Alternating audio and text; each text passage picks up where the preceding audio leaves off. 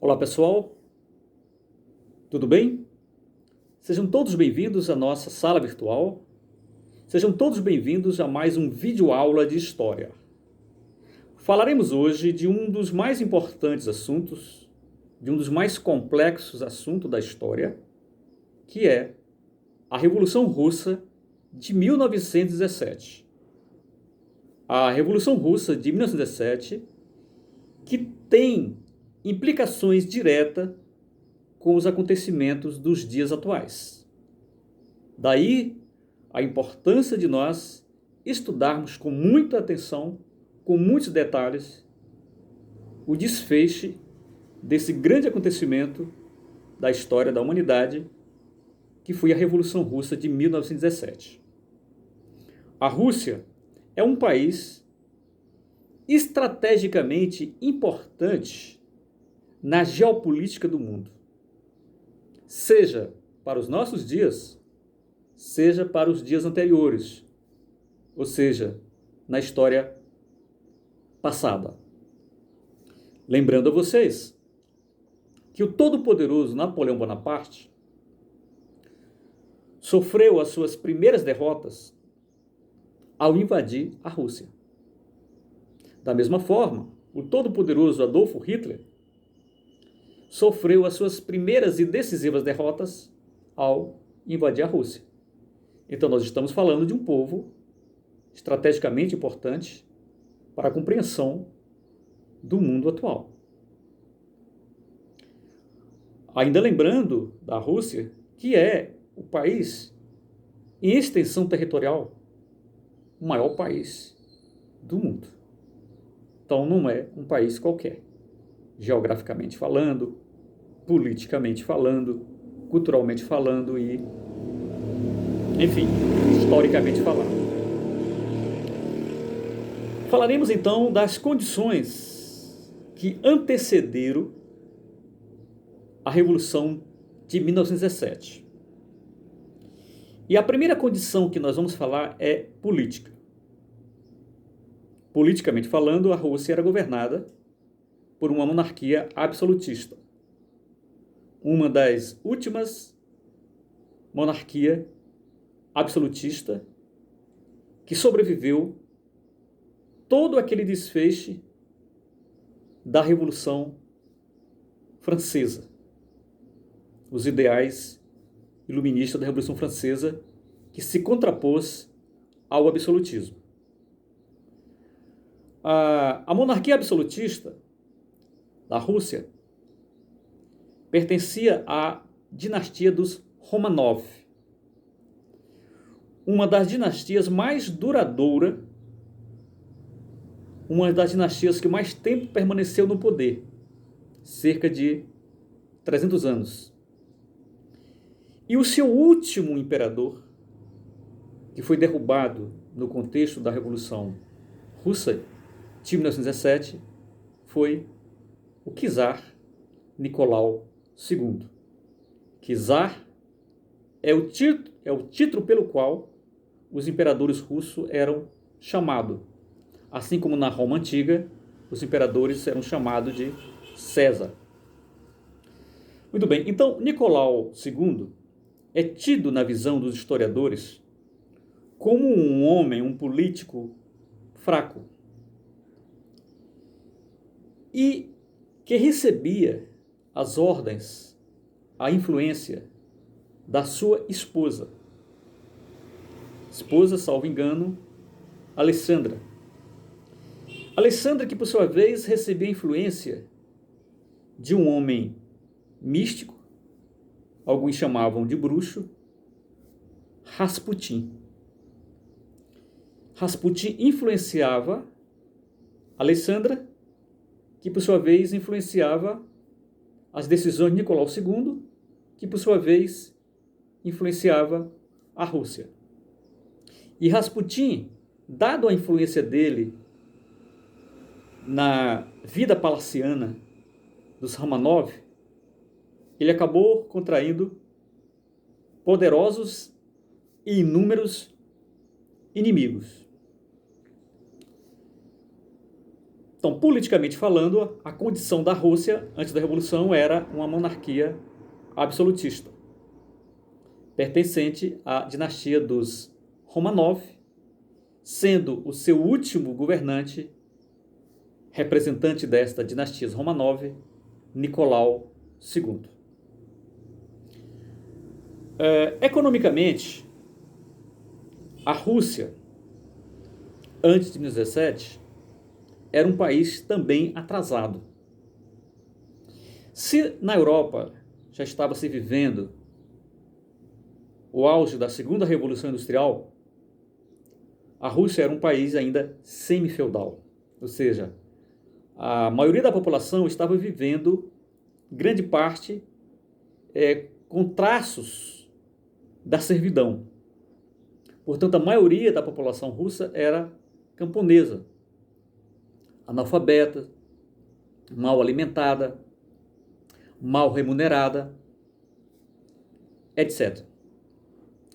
E a indústria que havia na Rússia, que era uma indústria incipiente, ou seja, uma indústria nascente, e era uma indústria feita com investimentos estrangeiros, com capital estrangeiro. Portanto, não era uma Rússia, então não era uma indústria genuinamente da Rússia, mas era de outros países europeus. Portanto, nós não podemos falar de uma Rússia industrializada, mas de uma indústria, de uma economia semi-feudal, ou seja, onde a terra era a sua principal riqueza e os produtos eram oriundos da agricultura. Por falar em terra, a maioria das terras da Rússia, antes da Revolução, estava na mão da nobreza ou na mão do clero, ou seja, da igreja. Lembrando que a religião principal da Rússia é a igreja católica ortodoxa. Não é a igreja católica apostólica romana. Então, a maioria das terras estava concentrada na mão de poucos. E quem era esse pouco? A nobreza e o clero. Portanto, a maioria da população, mesmo trabalhando na terra, não possuíam terra. Socialmente falando, as condições da Rússia, já me antecipei, a maioria da população morava no campo e havia uma classe do operariado surgindo nessas poucas indústrias que foi instalado na Rússia, que também passavam por dificuldades.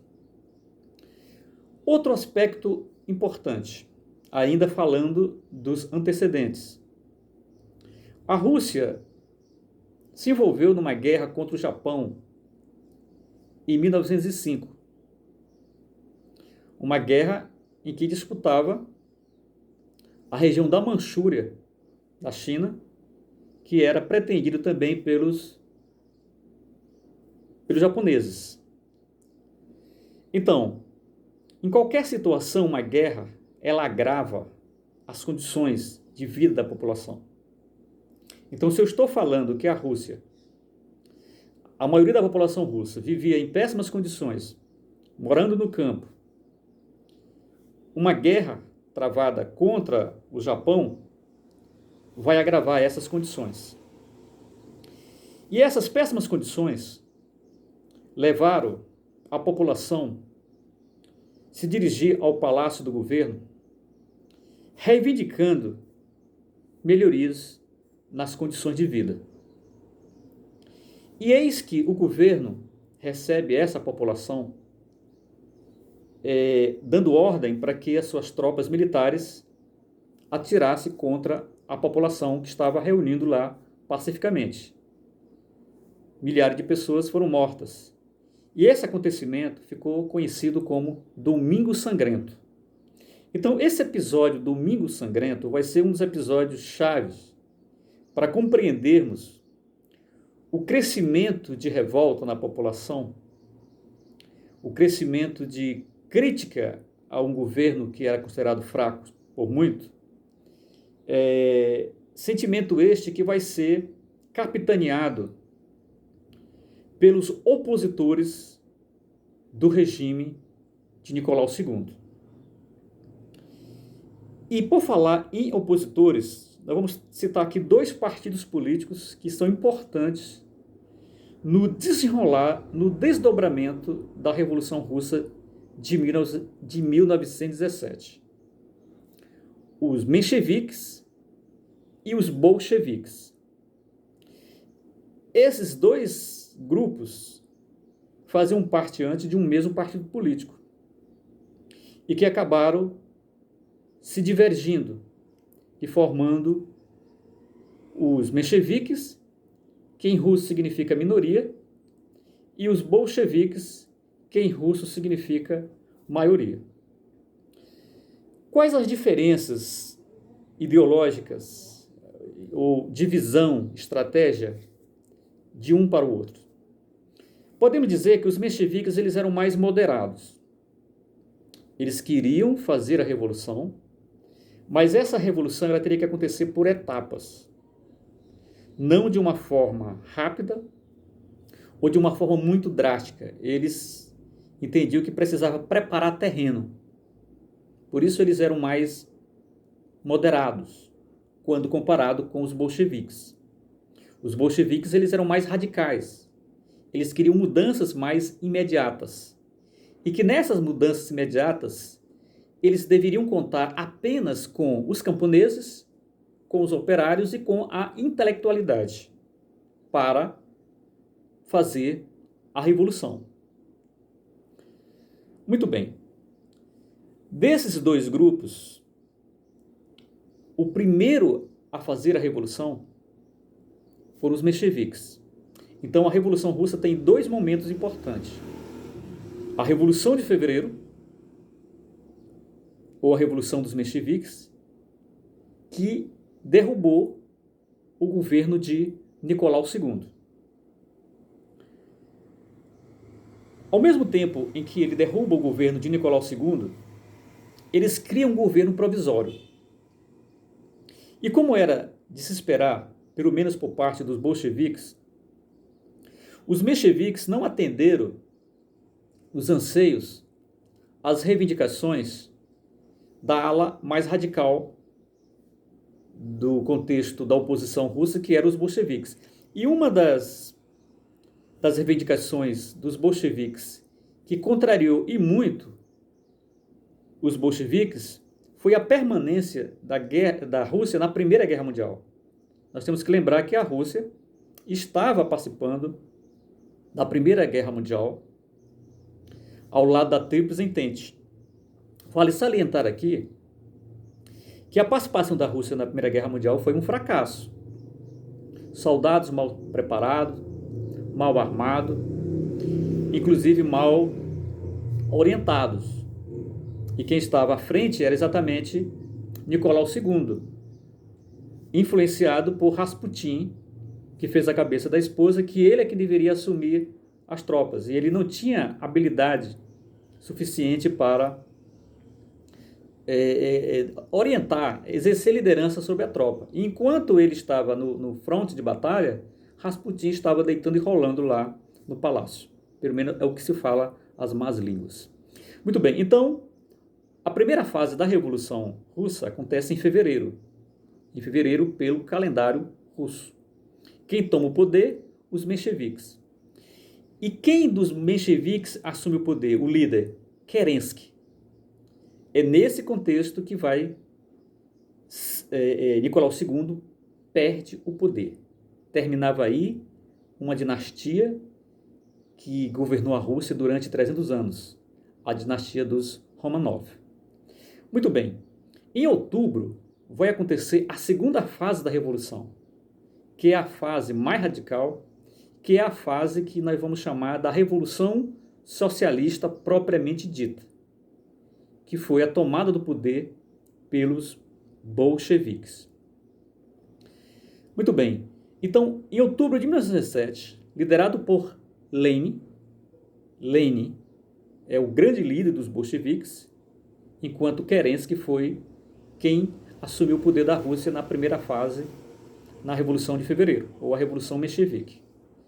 Muito bem, ao tomar o poder, os bolcheviques vão começar a implantar medidas drásticas, medidas que atendiam, na visão dos bolcheviques, a medidas de cunho socialista.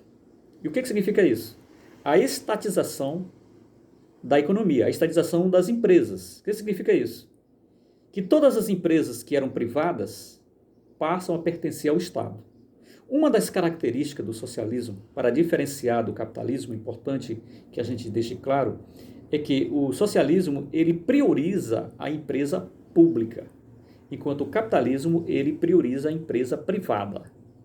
No socialismo, quem banca a economia é o Estado, a partir das suas empresas, das suas instituições estatais. Então, os bancos russos, a partir dos bolcheviques, foram estatizados, passaram a fazer parte do Estado bolchevique. As terras que antes pertenciam à nobreza e ao clero foram confiscadas e distribuídas para os camponeses. É o que nós chamamos aqui no Brasil de reforma agrária. Então, a distribuição de terras, a estatização da economia, ou seja, tudo que era privado se tornou parte do Estado, se tornou propriedade pública. E o outro fato importante, outra medida importante de Lenin, ao tomar o poder na Rússia, foi a retirada da Rússia da guerra, atendendo uma reivindicação do seu grupo político. Por quê? Porque os bolcheviques entendiam que aquela guerra, que era uma guerra imperialista, que era uma guerra capitalista, não interessava aos operários, não interessava aos camponeses. E um dos lemas, uma das frases que norteava o governo de Lenin nesse primeiro momento é paz, pão e terra. Paz se retirando da Primeira Guerra Mundial. Pão distribuindo comida, produzindo comida pelas mãos dos camponeses. Pelo menos é assim que se pensava. E terra distribuindo a terra que antes estava concentrada nas mãos da nobreza e nas mãos do clero. Portanto, este é o nosso primeiro vídeo-aula introdutório. Gravaremos outro vídeo para falarmos de aspectos mais particularizados, mais detalhados da Revolução Russa de 1917. A Rússia, portanto, foi o primeiro país a se tornar socialista no mundo, em que, teoricamente, os camponeses e os operários, na visão dos bolcheviques, ocuparam o poder pela primeira vez. Nós iremos, no vídeo seguinte, dar continuidade a este importante assunto. Espero que vocês tenham gostado. Se aprofunde lendo no livro ou em outras fontes. Como eu tenho falado, conhecimento não se economiza e nem se limita à fala do professor. Um abraço e até a próxima.